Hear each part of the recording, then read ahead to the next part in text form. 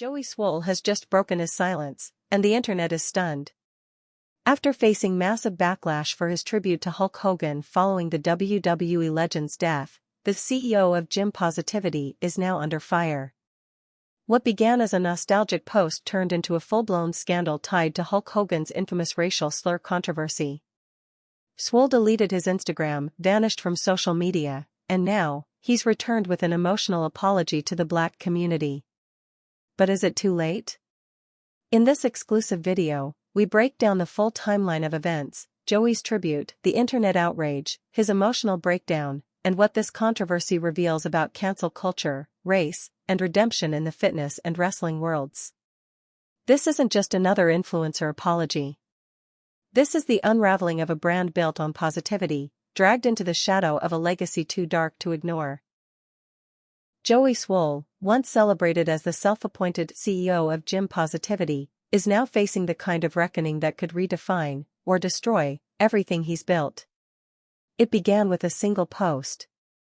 Just one video. On July 25, 2025, a day after Hulk Hogan, the face of 1980s wrestling, the icon in red and yellow, passed away from cardiac arrest, Joey Swoll shared a tribute. It was simple. A clip of himself years ago, dressed like Hogan, bandana and all, throwing mock punches in the gym and shouting, "Whatcha gonna do, brother," with the caption, "RIP to a legend and one of my inspirations to start working out." The backlash was instant. At first, it came in waves, quote tweets, angry comments, side-by-side screenshots of Hogan's racial slur controversy in 2015. Then it became a storm. Thousands of users flooded Joey's comment sections. His DMs. His business pages. The same community he had uplifted with his viral, "Be Kind in the Gym" videos turned against him almost overnight. And in the eye of that storm was a brutal truth: Joey Swoll wasn't just mourning a wrestler.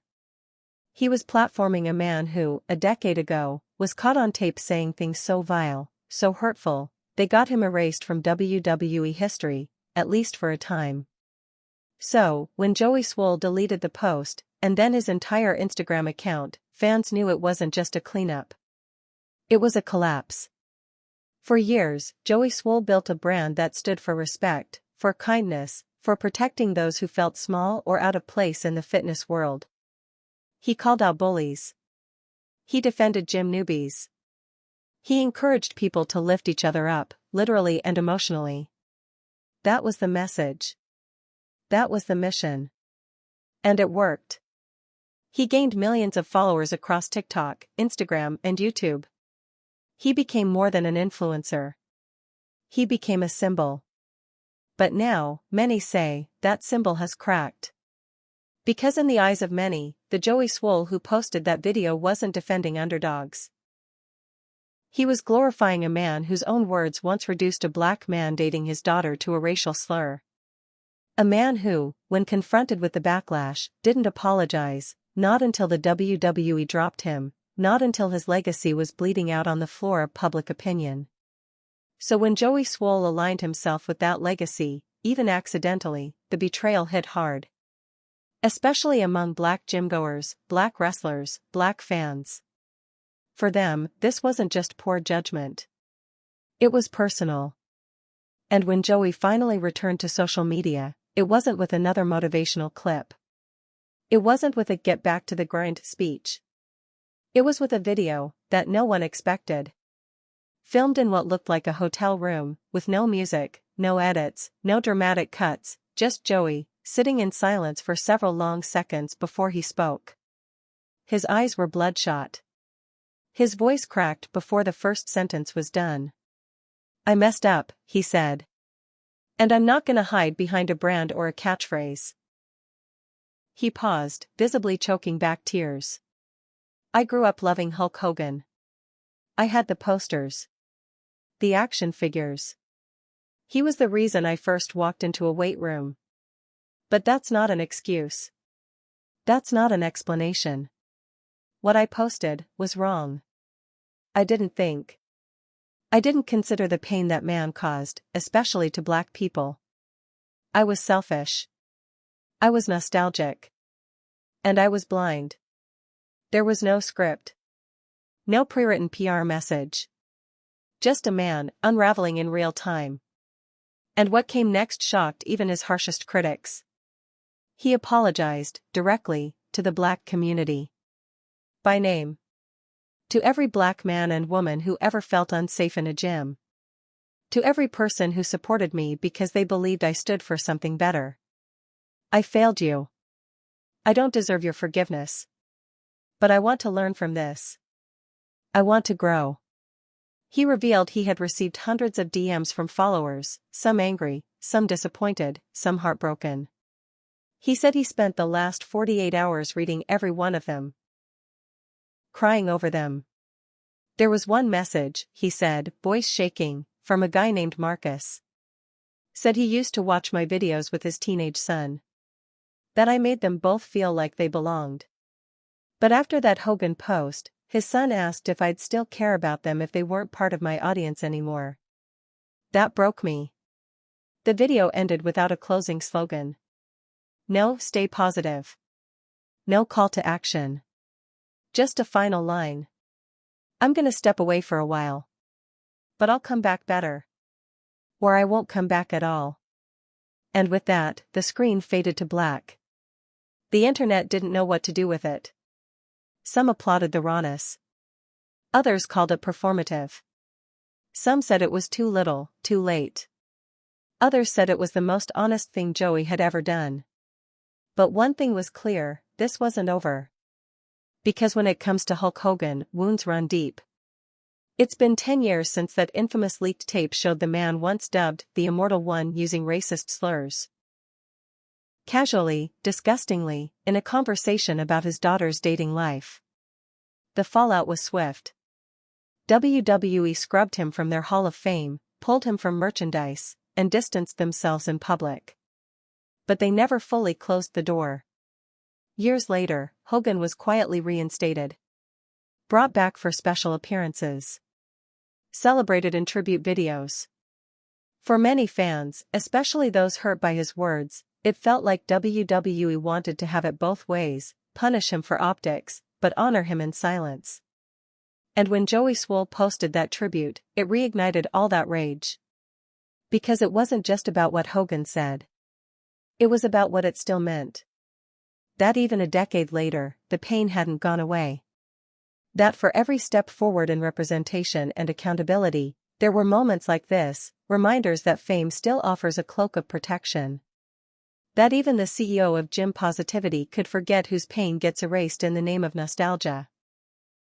The fitness world, usually insulated from wrestling controversies, suddenly found itself at the center of a culture war. Influencers began weighing in. Black bodybuilders posted reaction videos, some in tears, others furious. Former WWE stars, like Titus O'Neil, reposted the story with cryptic captions like "This is why silence is dangerous." A few tried to defend Joey. He didn't mean harm. He grew up a fan. He just made a mistake. But for every defender, there were dozens calling for accountability. Not cancellation. Not destruction. Just recognition that words matter. That endorsements matter. That when you say you stand for the little guy, that includes all the little guys, not just the ones who look like you. As Joey Swoll's name trended for the third straight day, the conversation shifted. From outrage, to something deeper. What does redemption look like? Can someone whose platform is built on kindness survive when their actions reflect ignorance? Can a man known for calling out gym bullies be forgiven for echoing a legacy rooted in real-world harm? These aren't questions with easy answers. But they're questions we can't ignore. Because in the end, Joey Swoll didn't just post a tribute. He pulled open a wound the fitness world hadn't addressed. And now, everyone is watching to see what happens next. What followed was a cultural ripple effect that exposed just how fractured the line between fitness and accountability truly is. The same audience that had once clapped for Joey's takedowns of Karen-style gym bullies, the same crowd that had made him viral for calling out passive-aggressive glances and mocking laughter aimed at overweight gym-goers, now turned the spotlight directly on him. And unlike those gym clips, Joey couldn't just stitch the footage, call it out, and move on. This wasn't a fleeting TikTok trend. This was about real harm. Real history. Real people. In the days following his apology, major fitness brands began quietly distancing themselves. While none issued formal statements, eagle-eyed fans noticed a few links were removed from Joey's Linktree. A pre-workout sponsor who had once featured him on their homepage suddenly replaced his photo with a new influencer.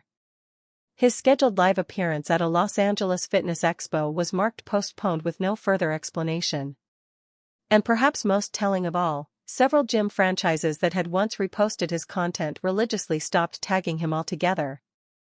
Behind closed doors, a marketing executive from one of the largest gym chains in the U.S., who had previously collaborated with Joey on a campaign about inclusivity, spoke anonymously to an industry blog. Joey's brand was built on being the good guy. The guy who sees everyone. Who makes room for the underdog. So for him to post about someone like Hogan, without context, without a moment of reflection? It felt like a betrayal. Not just to the Black community, but to all of us who bought into what he stood for. Some of Joey's closest allies in the influencer world stayed publicly silent. A few unfollowed. A few, more tellingly, locked their accounts. Meanwhile, #Joey Swoll trended again, but this time it wasn't anger that dominated, it was grief. Black creators began using the hashtag to share their own experiences with gym discrimination. The time they were asked to leave early. The time their music was turned off. The looks, the whispers, the double standards. They weren't just criticizing Joey. They were expressing exhaustion. For years, they said, they supported creators like Joey Swoll because he seemed to get it. He wasn't just about fitness, he was about fairness. And now, they were wondering, did he ever really get it? Some argued Joey was guilty of what so many white influencers in the fitness space are, selective empathy. A kind of emotional activism that kicks in when it's safe, when it's marketable, when it doesn't cost too much. But when it comes time to address systemic racism, or call out the harm done by idols like Hulk Hogan, that empathy evaporates. And that's why Joey's video, no matter how emotional, didn't feel like enough. Because for some, it wasn't just about what he said. It was about what he didn't. He didn't name Hogan's actions. He didn't mention the actual slurs that were used.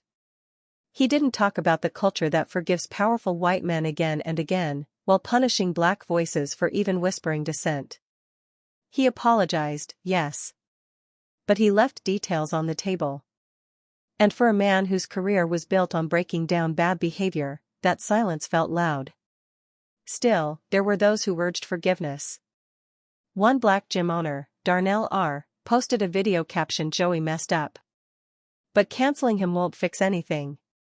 In the clip, he spoke directly to camera. I've followed Joey for a long time. I've reposted his stuff. And yeah, this Hogan tribute hurt. But I watched his apology. And I saw pain. I saw a man who realized he didn't just lose control of the narrative, he lost touch with the weight of his own platform. I'm not saying we forget. I'm saying we demand better. From him. From all of us. This video gained traction, being shared across Twitter, Instagram stories, and even re-uploaded to TikTok with thousands of duets and comments. Some nodded in agreement. Others replied with, "But would you feel that way if he wasn't crying?" And that, again, is what made this moment feel so heavy. Because it wasn't about Joey Swoll alone. It was about everything he represented. Everything that the fitness world had failed to confront. The toxic worship of bodybuilders who say nothing about racial injustice. The culture of leave politics out of fitness, until those politics come crashing into the gym floor. The reality that so many gyms are safe havens for some, and war zones for others. Hulk Hogan may be gone. But his legacy, fractured, controversial, unresolved, continues to echo through the world he once helped shape. For every child who grew up screaming "Whatcha gonna do?" in their living room, there are thousands of others who grew up remembering the tape. The word. The erasure. The quiet reintroduction of Hogan into WWE's Hall of Fame without ever really making things right. And when Joey Swoll chose to honor Hogan, even if unintentionally, he stirred that cauldron of unresolved trauma. He didn't just post a video. He pressed on a bruise. A bruise that still throbs. A bruise that says, "You still don't see us." But in the wreckage of this moment, something surprising happened. Joey vanished. No new videos. No merch drops. No press tours to save face. He didn't return to the algorithm with an apology tour. He stayed quiet. 4 days. Then a week. Then 2. And in that silence, a different kind of story began to unfold. Not one of erasure, but one of reflection. In a leaked screenshot posted to Reddit, a follower shared a private DM from Joey, thanking them for holding him accountable. Another user posted that Joey had reached out to several Black creators personally, off camera, not to defend himself, but to ask how he could do better. These weren't public stunts. There was no "look at me." Just quiet. Learning. And for the first time since the scandal erupted, some began to wonder, maybe this wasn't about cancellation. Maybe it was about transformation. But transformation is slow. It's uncomfortable. It doesn't trend. And whether Joey Swoll will ever regain the platform he once had, remains to be seen. Because when trust breaks, followers don't always return. When the foundation of a brand cracks, it doesn't matter how many apologies you make, what matters is what you build next. The real question now isn't whether Joey Swoll can bounce back. It's whether the fitness world can grow up with him. Because this isn't just about one post. Or one man. It's about what we praise. Who we elevate. And who we're willing to see, fully, painfully, honestly. And as the industry moves forward, the lesson hangs in the air like sweat in a weight room. Being positive isn't enough. You have to be present. You have to be accountable. You have to be willing to face the truth, even when it hurts. And that is the rep that really matters. In the aftermath of Joey Swoll's silence, the internet did what it always does, it moved on. New scandals emerged. New viral moments seized the timeline. But the absence of Joey's voice, the absence of his once constant stream of gym videos, left a strange vacuum in the fitness community. For some, it felt like relief. There were creators, especially Black and brown voices in the fitness space, who finally had room to speak without being overshadowed. In Joey's absence, they gained traction. Videos calling out microaggressions at gyms went viral, stories of exclusion, racial profiling, and everyday disrespect surfaced more freely. Where Joey had once been the loudest voice in the room, his silence created space for those who had been whispering for years. But others missed him. Not the Joey who made the Hogan post, but the Joey who stood up for the bullied, the anxious, the overweight, the ones too scared to walk into a gym. For many, especially newcomers to fitness, Joey Swoll was a safety net. His videos felt like protection. A reminder that you did belong. That someone had your back. When he vanished, they felt exposed. This conflicting legacy became a debate in itself. Could a man represent something good while still being wrong?